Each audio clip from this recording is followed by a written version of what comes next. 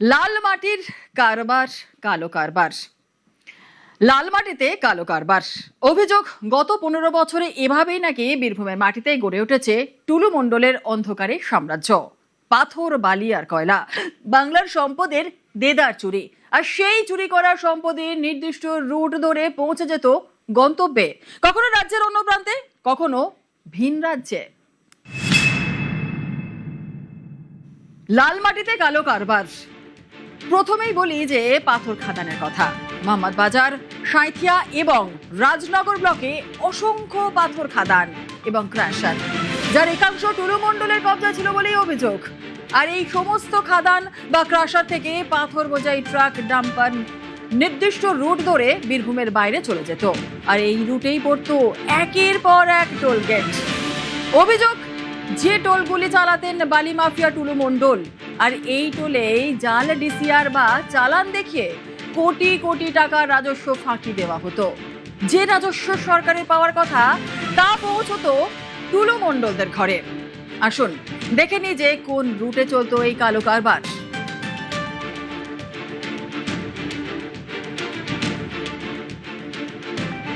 দেখুন, বীরভূমের toll gate 14 নম্বর জাতীয় সড়কের ওপর। আর নলহাটি, রামপুরহাট, মল্লারপুর, গনপুর, শালবোদরা, রায়পুর, পাঁচামি, ভাঁড়কাটা।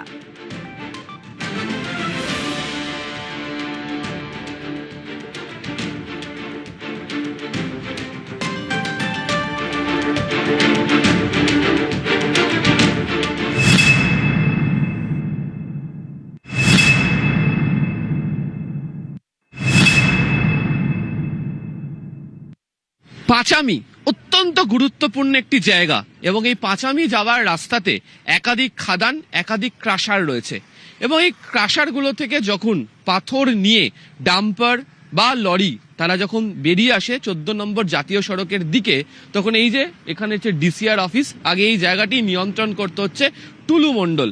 এখন অবশ্য পালা বদলের পর এখানে দেখতে পাওয়া যাচ্ছে যে পুলিশ এবং বিএলআরও অফিসের যারা কর্মীরা রয়েছেন তারা রয়েছেন এবং প্রশাসনের তরফ থেকেই সমস্ত কটা গাড়ির যে চালান তা পরীক্ষা করা হচ্ছে।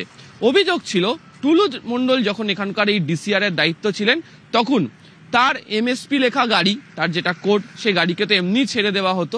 বাকি গাড়িগুলোর ক্ষেত্রেও চালানের ক্ষেত্রে সিদ্ধান্ত তিনি গ্রহণ করে ফেলতেন এবং যেহেতু একাধিক জায়গাতে নকল ডিসিআর তৈরি করে ফেলা হয়েছিল, সেই নকল ডিসিআর কে ব্যবহার করে একাধিক গাড়িকে যাওয়ার অনুমতি দেওয়া হতো। ফলে রাজ্য সরকারের কোষাগার পূর্ণ হতো না, বরং ফুলে ফেপে উঠতে হচ্ছে এই টুলু মণ্ডল। এটা হচ্ছে পাঁচামি রাস্তা। এই রাস্তা থেকে বেরিয়ে একদম সামনে 1 কিলোমিটারের মধ্যে রয়েছে জাতীয় সড়ক 14 নম্বর এবং তারপরে এই সমস্ত পণ্যবাহী গাড়ির যে রুটে যাওয়ার কথা তারা সেই রুটে চলে যাবে। এবং এই কাছাকাছি জায়গার মধ্যে একদিকে যেমন এখান থেকে 2 কিলোমিটারের মধ্যে মোহাম্মদ বাজার থানা রয়েছে, এছাড়া এই এলাকাতে একাধিক যে ক্যাম্প, সেই ক্যাম্প, পুলিশ ক্যাম্পও তৈরি করা হয়েছিল। তার কারণ ডেউচা পাচামির জন্য যে কাজ রাজ্য সরকার শুরু করেছিল। কিন্তু এত কিছু থাকা সত্ত্বেও একদিকে হচ্ছে বিএলআরও অফিস, অন্যদিকে হচ্ছে পুলিশ প্রশাসন, তাদের দুজনকে কোনো রকম গুরুত্ব না দিয়ে, বা বলা ভালো তারা থাকলেও তাদের চোখের ওপর দিয়ে কার্যত টুলু মণ্ডল তার এই সাম্রাজ্য ডিসিআর কেন্দ্রিক চালিয়ে যাচ্ছিল। আর এবার বীরভূমে কালো কারবারের আর এক অংশ বালিঘাট। বেআইনিভাবে নদীর বুক থেকে টন টন বালি তুলে বিক্রি করে দেওয়া হতো। এভাবেই দিনের পর দিন চলেছে বালি পাচারের কারবার। শুনলে অবাক হয়ে যাবেন, বীরভূমে বৈধ মানে সরকার স্বীকৃত বালিঘাট রয়েছে 10 থেকে 12টা। আর বেআইনিভাবে বালি তোলা হতো কম করে 250 বালিঘাট থেকে। বীরভূমের অন্যতম প্রধান তিনটি নদ নদী ময়ূরাক্ষী, অজয় এবং দ্বারকা। গত জামানায় এই 3টি নদ নদী থেকেই দেদার বালি তোলা হয়েছে।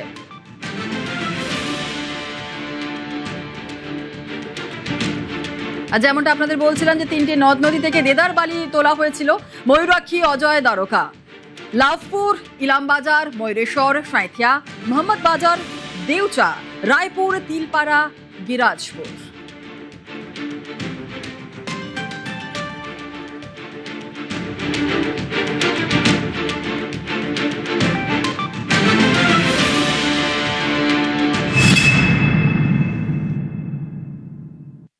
সাঁইথিয়া, মোহাম্মদ বাজার, রামপুরহাট, মল্লারপুর, গনপুর এই সমস্ত জায়গার মধ্যে দিয়ে মৌরাক্ষী, দ্বারকা একাধিক নদী রয়েছে। এই যে দ্বারকা নদী, এই দ্বারকা নদীতে দেখতে পাওয়া যাচ্ছে যে এভাবেই বালি তোলা হচ্ছে। একাধিক ট্রাক্টর, সেই ট্রাক্টর এসে পৌঁছচ্ছে, বালি তুলছে এবং তা নিয়ে চলে যাচ্ছে। যদিও সংবাদ মাধ্যমের ক্যামেরা, নিউজ 18 বাংলার ক্যামেরা দেখার পর দেখতে পাচ্ছেন একাধিক ট্রাক্টর দ্রুত পালিয়ে যাচ্ছে, অনেকে মুখ ঢেকে চলে যাচ্ছেন। যেভাবে টুলু মণ্ডল তিনি পাথরের সাম্রাজ্য গড়ে তুলেছিলেন, ঠিক একই রকম ভাবে তার সহযোগীদের দিয়ে বেশ কিছু অবৈধ বালি খাদান তৈরি করা হয় এবং যেখান থেকে ক্রমাগত বালি তোলা হয় এবং তা নিয়ে চলে যাওয়া হয়। এই যে সমস্ত বালি তোলা হচ্ছে, তার জন্য কোনো রাজস্ব রাজ্য সরকারের পকেটে যাচ্ছে না। তার কারণ এগুলোকে পরীক্ষা করারও কেউ নেই এবং এর জন্য নির্দিষ্ট করে যে এমএসপি কোডের মতো এখানেও কোড চালু করে রেখে দেওয়া হয়েছিল। কাছাকাছি সাঁইথিয়া থানা রয়েছে, মল্লারপুর থানা রয়েছে, মোহাম্মদ বাজার থানা রয়েছে, একাধিক থানা রয়েছে, কিন্তু কোথাও কোনোভাবেই এই গাড়িগুলিকে পরীক্ষা করার কাজও হয়নি এবং একদম প্রকাশ্যে দেখতে পাওয়া যাচ্ছে যে একদম নদীর গর্ভে এই ট্রাক্টর দাঁড় করিয়ে রাখা হয়েছে এবং বালি তোলার কাজ চলছে। আর বালির ক্ষেত্রে রাজস্বের বিষয়টি মিটে যায় বালিঘাটের কাছেই। এক্ষেত্রে কিন্তু টোল গেটে জাল চালান দেখানোর ব্যাপার স্যাপার সেভাবে নেই।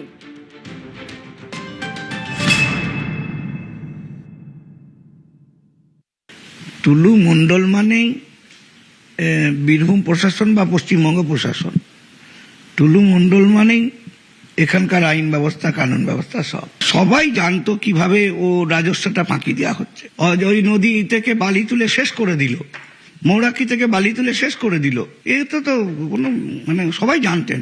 তৎকালীন প্রশাসন না জানতো আর টুলু টুলু হয়ে গেল, এটা সম্ভব? কোনো মতেই সম্ভব নয়। পুলিশ, বিএলও সবাই মিশে গেছিলেন সেই সময়, কারণ পুরো অ্যাডমিনিস্ট্রেশন টুলু চালাচ্ছিল, পুরো অ্যাডমিনিস্ট্রেশন টুলু চালাচ্ছিল। নজরে এখন টুলু অ্যান্ড কোম্পানি। আপনাদের জানিয়ে রাখি যে সিউড়িতে টুলু মণ্ডলের দাদা, তার বাড়িতে রাতভর তল্লাশি অভিযান চলেছে। টুলুর দাদা অর্থাৎ মোহাম্মদ মসিরউদ্দিনের বাড়িতে রাতভর তল্লাশি। সিউড়ির সোনা তোরে রাতভর খানা তল্লাশি। আরো একবার আপনাদের জানাই, টুলুর দাদা সিউড়িতে তার বাড়িতে তল্লাশি। টুলুর দাদা মোহাম্মদ মসিরউদ্দিনের বাড়িতে তল্লাশি অভিযান। সিউড়ির সোনা তোরে রাতভর খানা তল্লাশি, 9 ঘন্টার অভিযান পুলিশের। সিউড়িতে টুলু মণ্ডলের দাদার বাড়িতে তল্লাশি, টুলুর দাদা মোহাম্মদ মসিরউদ্দিনের বাড়িতেও কিন্তু তল্লাশি অভিযান। সিউড়ির সোনা তোরে রাতভর খানা তল্লাশি, 9 ঘন্টা অভিযান চলেছে এই টুলু মণ্ডলের দাদার বাড়িতে। কি পাওয়া গেল জানবো, সুপ্রতিম আমাদের সঙ্গে রয়েছে। সুপ্রতিম, নজরে টুলু অ্যান্ড কোম্পানি, সিউড়িতে টুলু মণ্ডলের দাদার বাড়িতে তল্লাশি, 9 ঘন্টা ধরে তল্লাশি অভিযান চলেছে, কি পাওয়া গেল?